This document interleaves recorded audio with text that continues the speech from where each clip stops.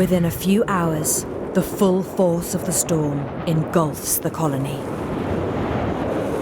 The chick may be safe, but as temperatures drop to -60, his mother's warmth is not enough. They too have come ashore to raise their young.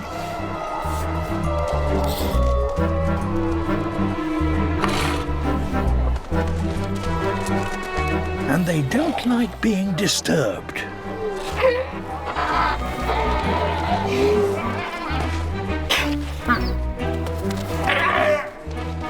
To get through such a minefield needs a bold and courageous leader.